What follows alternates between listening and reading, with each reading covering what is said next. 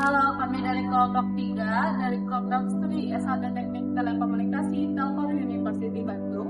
Dalam video ini kami akan membedah AI secara jujur.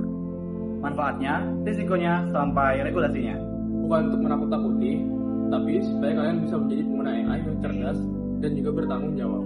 Teman-teman, coba jujur. Dalam 24 jam terakhir, udah berapa kali kalian meminta bantuan AI? Kayak seperti cari jawaban tugas, bahkan pilih caption Instagram. Nah, kalau kalian bilang no, mungkin itu belum kalian sadari kalau kalian itu sudah pakai AI hari ini. Google Maps yang mengarahkan kalian itu merupakan AI. Rekomendasi lagu Spotify yang sesuai mood itu juga AI. Serta filter kamera yang bisa bikin kalian tampak lebih cerah itu juga AI. AI bukan lagi teknologi masa depan, dia sudah ada di dalam satu kalian sekarang. Dan karena itulah ada satu pertanyaan yang wajib kalian jawab bersama.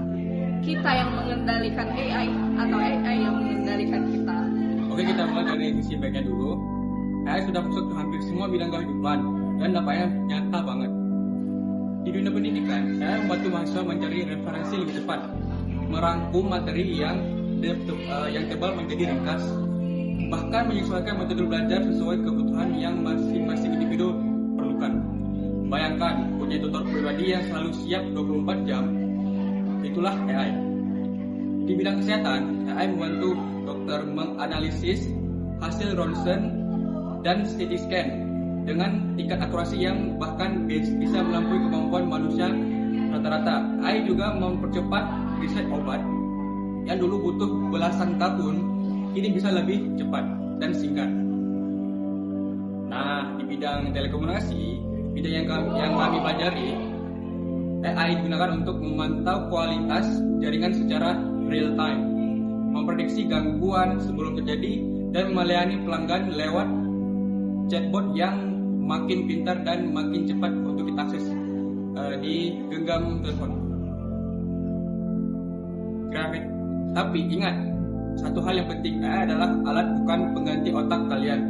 Kreativitas, empati, dan kemampuan berpikir kita itu masih dan akan selalu jadi keunggulan manusia sendiri.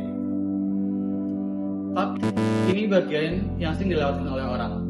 AI juga punya sisi gelap yang perlu kita waspadai. Yang pertama, AI bisa halusinasi, di mana istilah teknis ini digunakan ketika AI memberikan jawaban yang sangat meyakinkan, namun salah total. Kalau misalkan kalian langsung percaya, bisa sangat fatal. Yang kedua, deepfake. Teknologi AI bisa membuat video seseorang, termasuk orang yang kita kenal, seolah berkata atau melakukan sesuatu yang tidak pernah terjadi.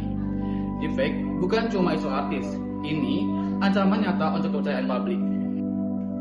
Ketiga, privasi dan plagiarisme. Banyak yang tidak sadar bahwa data yang mereka masukkan ke dalam chatbot AI bisa digunakan untuk melatih AI lebih lanjut dan menyalin jawaban AI mentah-mentah ke tugas kuliah, itu plagiarisme. Lalu, apa sih yang bisa kita lakukan? Yang pertama, jangan bagikan data pribadi sensitif ke platform AI.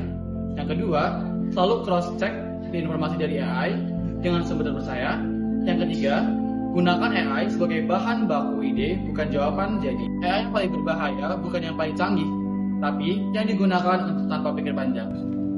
Nah, kalau sudah bicara resiko, pasti akan muncul pertanyaan, siapa yang bertanggung jawab akan semua ini? Jawabannya adalah regulasi.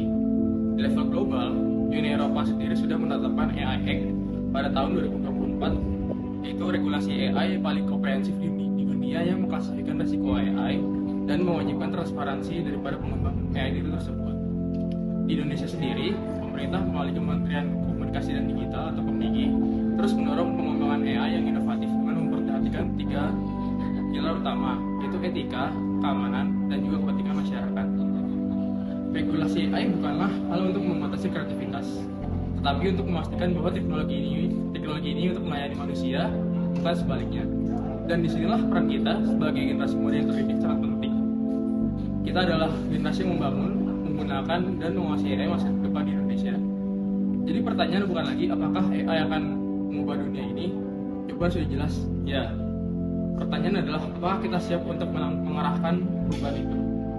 AI tidak akan menggantikan manusia, tapi manusia yang tidak tahu cara pakai AI akan tertinggal dari mereka yang bisa. Jadi, jadilah pengguna AI yang bijak, kritis, dan bertanggung jawab. Dari kami, mahasiswa Teknik Telekomunikasi. Telkom University, sampai jumpa.